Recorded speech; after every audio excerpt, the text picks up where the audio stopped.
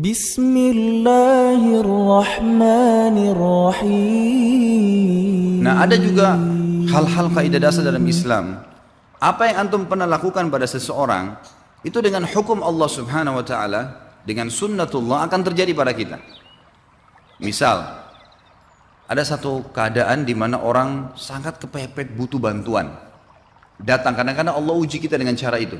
Ada orang datang tiba-tiba sampaikan, saya lagi begini, saya lagi begini, saya lagi begini. Allah mau lihat nih, bantu nggak? Baik, kita bantu misalnya dengan si ikhlasnya. Baik, silahkan. Pastikan ikhwas kalian dan akhwat, satu waktu Allah akan membuktikan kebenaran sunnahnya, hukumnya. Nanti akan datang waktu antum kepepet sekalian, akan ada orang yang bantu antum. Nabi SAW mengatakan, kama tadinu tudan. Sebagaimana kau memperlakukan orang lain, kau akan diperlakukan. Apapun sifatnya, gitu kan? Dalam sabda Nabi SAW yang lain apa? Jagalah kehormatan kemaluan kalian, Allah akan jaga kehormatan kemaluan pasangan kalian. Sucikan diri kita, istri kita dijaga oleh Allah Subhanahu wa taala. Kita selingkuh di sana, ini juga selingkuh. Harus hati-hati. Ya, dan berbaktilah kepada kedua orang tua kalian. Allah akan membuat anak-anak kalian bakti dengan kalian. Kata kuncinya itu. Ternyata sebagaimana kita memperlakukan seseorang, apa yang kita lakukan, Allah akan balas dengan hal yang sama. Tadi itu contoh kebaikan, gitu kan? Menjaga kemaluan dari yang haram, bakti dengan orang tua, bersedekah, kebaikan-kebaikan yang kita kerjakan. Nanti akan datang waktu Allah buktikan tuh, kita butuh dan Allah bantu. Ada orang pernah utang, dia bilang saya nggak mampu bayar, ya sudahlah saya maafin. Pastikan satu waktu antum akan punya keadaan nanti di mana mungkin lagi belanja di toko orang, kalau antum nggak punya utang, udah nggak usah bayar, nggak apa-apa, digratisin. Itu akan datang, ya. Bagaimana Allah membuktikan bahwasanya kamu pernah berbuat baik ini, Allah akan balas. Jazakallah khair. Kalau ada orang sebaliknya, kita berbuat keburukan, kita pernah mencemar namanya orang lain, kita pernah mengambil haknya orang lain, pernah iri dengan orang lain, maka pasti akan terjadi hal yang sama. Akan datang orang lain iri juga dengan dia. Akan datang satu waktu, mungkin bukan pada saat itu, tapi akan terjadi dalam kehidupannya. Allah akan buktikan itu. Siapa yang merusak namanya orang lain, seperti itu. Apa saja perilaku yang kita pernah kerjakan pada seseorang, baik atau buruk, akan terjadi hal yang sama. Hadis Nabi SAW tadi saya bilang, kama tadinu tudan. Sebagaimana kau memperlakukan orang lain, kau akan dibalas hal yang sama. Dalam hadis yang lain dikatakan, al-jaza min jinsil amal. Balasan akan datang sesuai dengan perilaku atau perbuatan seseorang. Dan ini jelas sekali.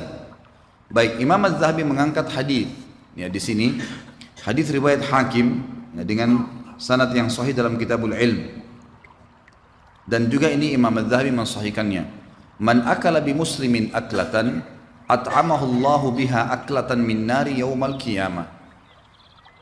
Barang siapa yang memakan harta seorang muslim, niscaya Allah akan memberinya makan disebabkan dari perbuatannya tadi dari api neraka pada hari kiamat. Wa man aqama bi muslimin maqama sum'atin, dan barang siapa yang meletakkan seorang muslim pada kedudukan sum'ah. Sum'ah itu memaksanya pada keadaan hanya dia malu, dipermalukan di depan umum. Ya. Aqamahullahu yaumal qiyamati maqama riya'in wa sum'ah. Allah pun nanti akan meletakkan tadi si pelaku itu pada kedudukan riya dan sum'ah pada hari kiamat. Dia juga akan dipermalukan di hari kiamat. Dia juga akan diperlakukan pada hari kiamat. Wa man iktasa bi muslimin thawban kasahu Allahu thawban min narin yaumal qiyamah. Barang siapa yang memakai baju seorang muslim, mengambilnya bukan hak dia, maka Allah akan mengenakannya baju dari neraka pada hari kiamat. Riwayatkan Al-Hakim. Kata para ulama, ini adalah pelengkap daripada siksaan bagi seseorang yang tidak sempat taubat di dunia. Kalau di dunia akan datang kepada dia cobaan-cobaan tadi. Dia pernah mencuri, akan dicuri juga dari dia, gitu kan? Dia beli HP tapi uang curian, pasti HP-nya hilang, dicuri juga sama orang lain. Gitu. Seperti itu. Dia makan makanan haram, dia nggak sadar, dia pikir dia berhasil, ternyata perutnya akan jadi bermasalah dan sakit. Banyak hal yang datang di dunia. Itu dia taubat atau tidak taubat akan datang konsekuensi di dunia. Kalau dia tidak taubat, lebih berat lagi, karena di akhirat Allah akan berikan balasan yang setimpal dengan perbuatannya tadi. Dia merusak namanya orang lain, dirusak juga namanya hari kiamat, dipermalukan juga. Dia mau ngambil makan bajunya orang lain, dia juga akan diberikan baju dari api neraka hari kiamat. Jadi begitu terus. Ada contoh hadis waktu kita bahas tentang masalah minuman keras. Bab khamr, minuman keras haram. Dosa besar awal-awal ya. Apa kata Nabi SAW? Siapa yang minum khamr di dunia, tidak sempat taubat sebelum meninggal, dia tidak akan meminumnya di akhirat. Balasannya ada, gitu kan? Kenapa dikatakan di akhirat? Karena di surga itu ada 4 sungai. Dalam surah Muhammad disebutkan, salah satunya adalah sungai khamr. Sungai khamr, memang arak itu ada sungainya, tapi tidak memabukkan lagi di surga. Bahkan Allah SWT mengatakan, wa khamrin ladzatin lisyaribin. Dan khamr di surga nanti itu sangat lezat untuk diminum, gitu kan? Di sini sabda Nabi SAW, siapa yang minum khamr di dunia, dia tidak akan meminumnya di akhirat. Larangan Allah dilanggar sama dia, dia tidak sempat taubat sebelum meninggal, walaupun masuk surga kata ulama, di surga dia nggak minum. Dapat fasilitas yang semuanya yang ada, tapi yang ini tidak boleh, dia terharamkan. Mirip juga hadis yang sama, kata Nabi SAW tentang sutra dan emas bagi laki-laki kan. Waktu beliau angkat sutra dan emas, beliau mengatakan, inna hadani haramun ala dhukuri ummati. 2 benda ini haram bagi laki-laki umatku. Lalu beliau mengatakan, bagi laki-laki siapa yang memakainya di dunia, emas dan sutra tadi, maka dia tidak akan memakainya di akhirat. Maksudnya kalau dia meninggal tidak sempat tobat di dunia, maka dia terharamkan dari baju sutra di surga, dan juga dia tidak bisa menggunakan perhiasan dari emas yang memang dasarnya tembok-tembok rumahnya orang istana surga itu dari emas. Dia akan kehilangan masalah itu. Jadi begitulah sunnatullah yang harus difahamin, bahwasanya ada sebuah sistem yang pasti akan datang. Kalau kita faham ikhwan dan akhwat sekalian, setiap kali kita mau mengeluarkan satu kalimat ghibah atau fitnah, akan datang hukuman yang sama kepada kita. Pastikan antum tidak akan mau buat dosa itu. Kita nggak bakal mau, karena kita orang yang berani mau melakukan satu perbuatan itu karena dia tidak punya ilmu bahwasanya ini akan terjadi balasan kepada dia yang setimpal. Enggak. Tapi kalau dia faham, dia nggak bakal lakukan. Kita tidak akan ghibah, tidak akan ngambil barangnya orang, tidak akan melakukan perbuatan apapun yang berhubungan dengan mereka. Karena saya pernah jelaskan ada 2 dosa ya. Ada dosa yang merupakan hakullah dan ada hakku adami.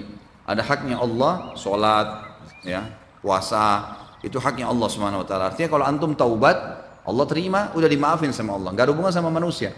Tapi yang sedang kita bahasin adalah dosa yang kedua, hakku adami, hubungan dengan manusia, hubungan dengan makhluk, gitu kan?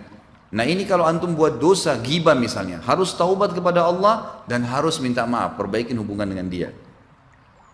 Nah ini yang berhubungan dengan manusia ini nggak bisa.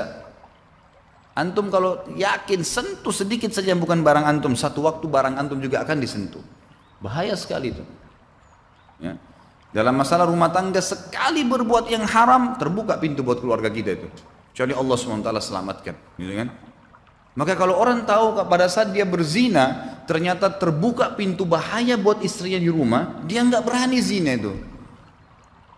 Karena dia seperti buka rumahnya itu sebenarnya. Kan gitu. Kama tadinu tudan, sebagaimana kau melakukan, perlakukan orang lain, kau akan diperlakukan. Bukankah seorang sahabat datang kepada Nabi SAW mengatakan, ya Rasulullah, saya siap jalankan semua syariat kecuali satu, izinkan saya berzina. Itu aja, saya nggak bisa tahan fitnah perempuan. Nabi SAW menghadap ke wajahnya berkata, kau mau nggak kalau ibumu dizinai orang lain? Dia bilang tidak ya Rasulullah. Baik, saudaramu, saudarimu, mau nggak? Enggak. Anakmu? Enggak. Tantemu? Enggak. Artinya kalau kita lihat ibu kita sedang diganggu oleh laki-laki untuk dizinai, mau nggak kita lihat? Itu kita nggak mau. Saudari kita nggak mau, anak kita nggak mau, tante kamu nggak mau. Terus kenapa kau ridho mau melakukan pada orang lain? Artinya kata Nabi SAW, kalau kau buka pintu itu, terbuka pintu-pintu di rumahmu nanti, akan ada gangguan-gangguan yang datang. Kalau orang faham ini, dia tidak akan berani melakukan kesalahan itu. Antum matikan lampunya rumah seseorang iseng saja, satu waktu rumah antum dimatikan lampunya. Begitu konsepnya. Jadi harus paham. Orang kalau paham tentang konsep ini, maka dia tidak akan melakukan pelanggaran kepada manusia siapapun.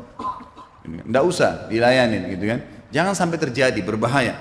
Karena akan terjadi pada diri kita juga. Sebaliknya, kita berbuat baik sama orang, efeknya bukan hanya sekedar hubungan kita baik sama dia, bukan hanya sekedar dapat pahala, tetapi Allah Subhanahu wa taala juga ya membalas, nanti akan datang banyak kebaikan-kebaikan yang kita tidak sangka. Sekali kita bantu dia, kita akan dibantu satu waktu. Sekali kita pinjamkan, kita akan dipinjamkan. Sekali kita senyum, kita akan disenyumin. Begitu terus. Begitu balasannya. Jadi tidak ada orang itu akan dibalas dengan keburukan.